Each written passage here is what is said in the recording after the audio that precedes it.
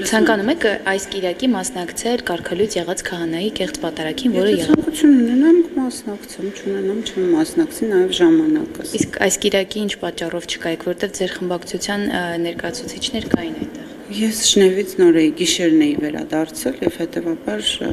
առավոտյան եմ հասել երկիր, հետեւաբար չեմ կարողացի վիճակի չեմ եղել ես գնալ։ Իսկ որպես հայ քրիստոնյա ճիշտ եք համարում կարգալույծ եղած քահանայի կողմից տրվող պատարագի օրհնությունն ընդունել։ Ես կարծում եմ պետք է անդրադառնալ թե ինչ պատճառով եւ ով է կարգալույծ արել։ Եվ եթե պետք է հետևենք մեր կանոնագրքին, ապա ըստ կանոնագրքի արդեն իսկ այն անձը, ով որոշել է կարգալույծ անել քահանային, ինքը կարգալույծ կարգավիճակ ունի։ Ով է այդ կարգավիճակը տվել։ Հասկացա վեհապարի նկատի ունեք, ով է կանոնագիրքը։ Այն կանոնները, որը եկեղեցին ընդունել է ըստ իր կանոնների։ Բա ինչպես է վեհապարը մինչև հիմա իր աթոռին։ Այ այդ հարցը իրան պետք է ուղղել։ Ինչու է։ Տիկին Վարդանյան, ձեր խմբակցությունում ակնհայտ թիրախավորում կա դեպի վեհապարը, դեպի եկեղեցի եւ ուղղված հոգեվորականներին, քահանաներն Արագածոտ Նիթեմի առաջնորդն է կալանավորվել քահանաների են բռնում տանում հանկարծակի մեկ էլ տեսակ ծանուցումներ են գիշերը ուշ երեկոյան ուղարկում հարցաքննության ներկայանալու։ Ինչու ստեղծվեց 7 տարի անց միայն այս պատկերը ՔՊ-ի կողմից, որ մեկ հեղափոխությունից հետո ընդունեցի օրհնությունը վեհապարի, բայց 7 տարի անց պարզապես նրան ուզում եք հեռացնել եւ գնալ երթով դեպի վեհարան։ Ես կարծում եմ նախ ես այդ երթով դեպի վեհարանի մասին ձեզանից եմ լսում։ Նիկոլ Փաշինյանն է ասում այդ մասին, բայց պետք է նշեմ նաև հետեւյալը, որ որևէ ժամանակ որ նման որոշում կայացվեր, պետք է այդ հարցը տրվեր։ Ինչու այս ժամանակ։ Դա շատ բան այդ հարցին պատասխանել բավական անշնորհակալ գործ է, հա, եթե մենք ժամանակի ընտրության մասին ենք խոսում։ Ինչ վերաբերում է թիրախավորմանը, ապա ես չունեմ այն տպավորությունը, որ անձ է թիրախավորվել։ Ես ունեմ այն տպավորությունը, որ եկեղեցին պետք է, այսինքն հայ առաքելական եկեղեցին պետք է գործի ըստ կանոնագրքի, ըստ ընդունած իր կողմից ընդունած օրենքների եւ խոստումների, որոնք տրվում է ժողովրդին հավատավոր։ Հետեւաբար,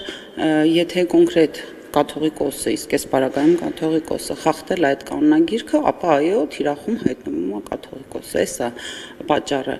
Ինչ վերաբերում է ձեր մյուս հարցին, այդ մասով առանձնապես տեղյակ չեմ, այդ ծանոթությունները ինչ հիմքով են եղել եւ ինչ իրավական process է, հետեւաբար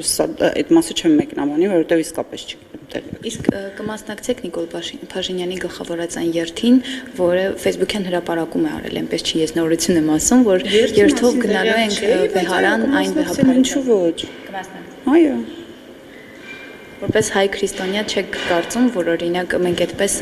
գուցե պղծում ենք մեր եկեղեցին։ Եկեք բան չանենք, էլ նաև չտարանջատենք այդ քրիստոնեությունը հայ, քրիստոնեությունը, մարդու հավատքը, հա։ Հետևաբար